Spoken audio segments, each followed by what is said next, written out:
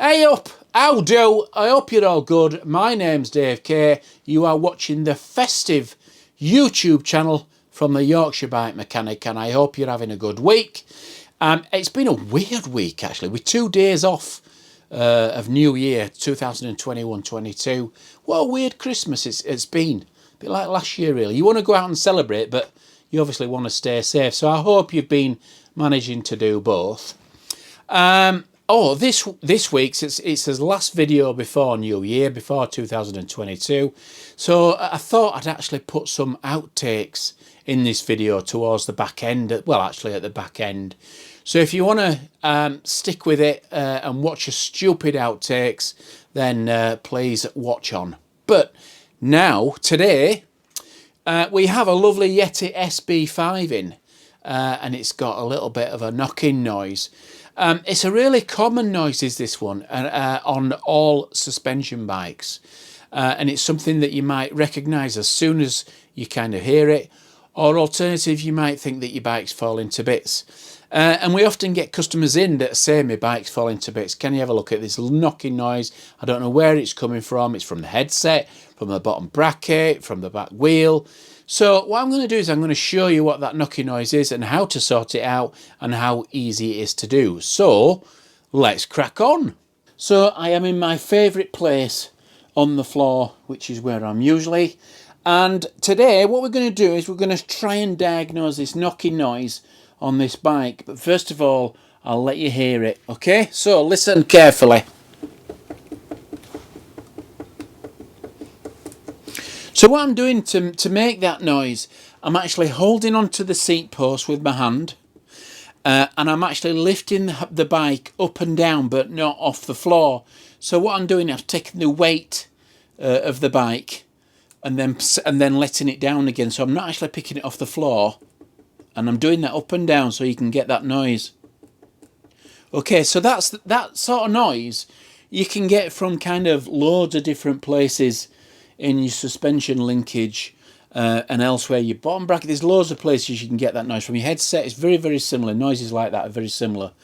But the first thing to check, if you can hear a noise like that, is this particular part of your bike, which is the shock eyelet bush. I'll bring the camera in. So this part of the bike, the suspension linkages, and this I wouldn't say it were a fault with this. It's kind of a thing that you need to check quite often. These shock eyelet bushes in here wear very, very quickly, more than the top one does. And if you put your finger and your thumb against the bottom and lift the bike up and down and hear the knocking, you'll feel the movement between your finger and your thumb. And that is a sure sign that you've got shock eyelet bush wear. Okay. And some people think that's absolutely it's drastic and you know, the frame's going and everything else, but it's a really simple thing to solve. And I'm going to show you how to do it. So I'll put the bike back in the stand and we'll lift the camera up.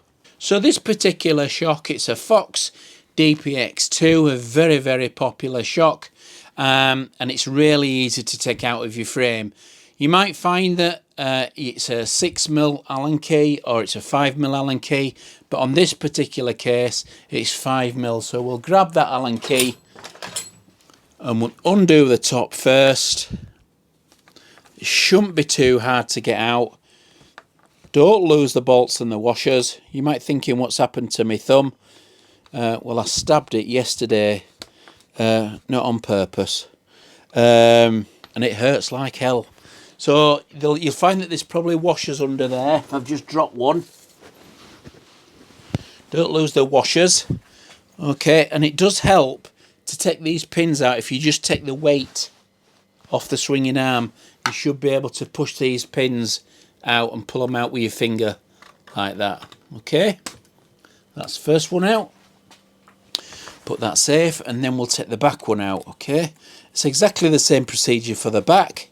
5mm in this particular case. Just unscrew that. Take hold of the other side. That's that pin out. Okay, now we can lift this shock out of its position. Okay, just like that. Okay, and then we need to get this on his bench. So here's a shock that we've taken out of his bike. It's on the bench. This is the part here that we need to replace, and this is the kit that we have to use to replace it. Okay, it's a genuine Fox part. I'd recommend that you use genuine Fox parts. They always generally last longer. They might be a bit more expensive, but they are worth doing. The other thing to remember when doing this is be careful of this surface here. It's very easy to mark and scratch, so keep tools and things away from that area there if you can. Okay, so the first thing that we need to do is we need to take this mounting hardware out of this particular bottom bit here. So we just pull the spacers off like that, and that should release this pin out the other side. Okay, and we can see there already the marks and the wear on that particular pin. Now it should all be black because that's the anodizing. You can see that it's actually worn straight through the anodizing and gone down to the aluminium. So that's obviously where the knocking noise is coming from. So we've taken that out. We'll put that to one side. We're going to replace that soon. Now the other thing this has been changed at some point, because this wouldn't normally have an eyelet in this particular section here. Now if I hold it close and try and focus in, if we can, okay, you might be able to see there's like a red eyelet bush in there. Well, this is a sleeve. It's an eyelet sleeve. And Fox don't generally use these now, but they used to do. But now in this particular kit, you've got these plastic sleeves here, which replace all this lot inside. So what we need to do is we need to take that eyelet out so we can fit as new kit. Now we need a special tool to do that. Now I made this one, but if you can buy one, they're fairly easy to get hold of, and all they consist of is two parts. The first one gets the eyelet out, and the second one presses the new eyelet in. Now we're not going to obviously need a new eyelet in this one, so what we're going to do is we're just going to use this tool to get the eyelet out. And I'll take it over to the vise and we'll show you how it's done. So the first thing that we need to do is we need to take this part of this tool. I wish I hadn't stabbed my thumb. In half hurting, it's getting in the way and all.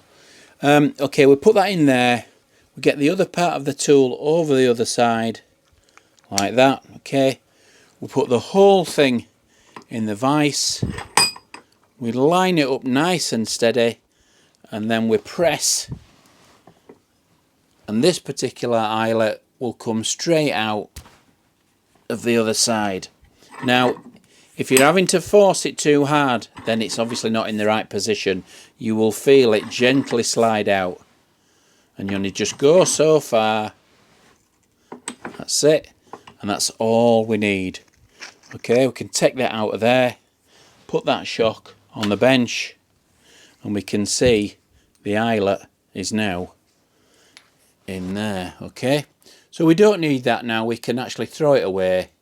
So we'll get rid of that. We'll get you back over the bench.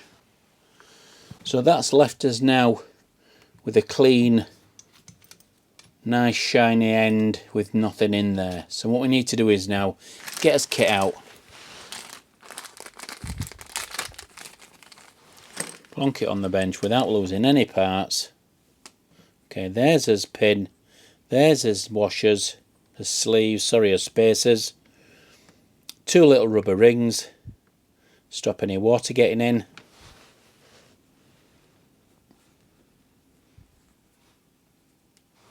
Like that. Okay, so what we need to do is these two here that you can see there, we need to put them in the bottom of our shock. Okay, so we take one on one side and we just press it in with his fingers. It's easy to do.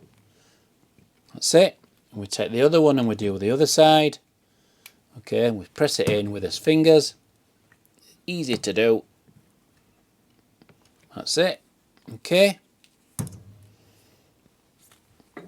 that's them in there. Okay, you can see a tiny little groove on either side. That's for the little rubber washers. Okay, which we're going to need. So the first thing that we need to do is we need to bob us pin through. Now because this is plastic, we really don't need any kind of lubricant on there. If you want to use a little bit of silicone gel, then please feel free to do so. Okay, and then we can just bob that in there. It should be easy to push through with his fingers, like that.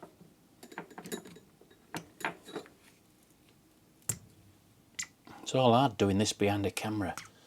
That's it, and you can feel it's really nice and tight and nice and snug. So we need as 2 washers, as 2 rubber O-rings, one in there and one over the other side.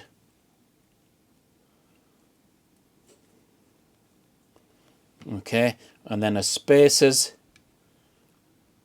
one on that side, one on that side, and then we need to compress the whole thing together so it actually meets and stays flush at the either side. You can see that it's a little bit to go. You can see there's a space there.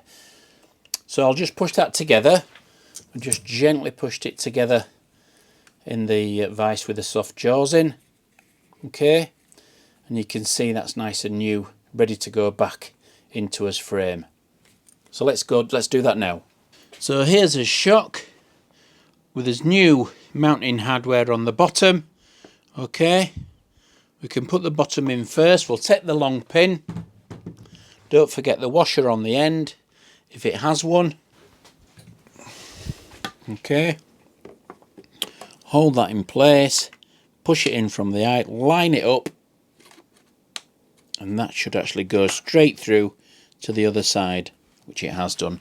Okay, get the other pin, the smaller one, don't forget the washer.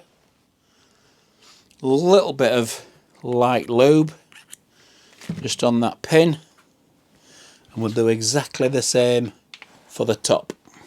Okay, lift the rear swinging arm up so it lines up and matches up. You might need just a little gently persuasion in. It shouldn't need a hammer or anything like that. You should just push it in with your finger.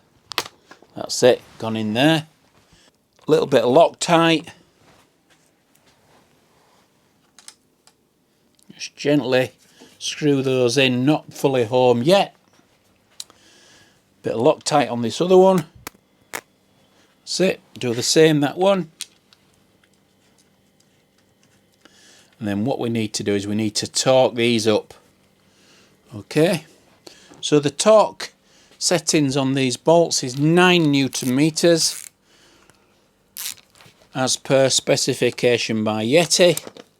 So we'll just get that up to that point. It's important that we do this. You don't want these things coming loose, for sure. So we'll just get that other one done at the bottom. Okay, 9 Newton meters again. Here we are. Okay, so that says shock back in, both up to 9 Newton meters torque setting. We'll put us back wheeling, drop it back down on the floor, and the knocking will have gone. So we've got the bike back on the ground, the back wheels in, flat on the ground, and we'll just test to see if his theory were right. Okay, and it was exactly right. No knocking, no noise, no nothing. I'll just get this bush. Where's this bush gone? There it is. You can see that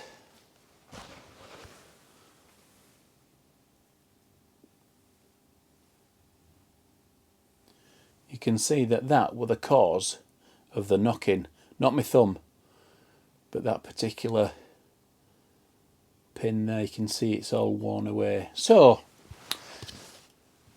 there you go. It's a simple job, but really you need to make sure that's part of your standard servicing routine on your bike. Double check for that movement, and it's easy to find. Put your finger and your thumb against the bottom of the shock eyelet and the frame, and you can feel it moving. If it is, get a new one, get a genuine one and replace it. It's fairly simple to do. So I think that's it from us for this year. We've had a brilliant year. You've been absolutely fabulous all of you lot, everybody that's kind of watched, subscribers, non-subscribers. It's been an amazing year. We started this in February last year, and it's unbelievable how busy it's gone.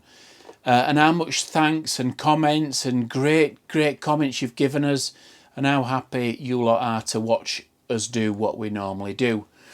So with that, enjoy a few outtakes. Happy New Year, and we'll see you after that.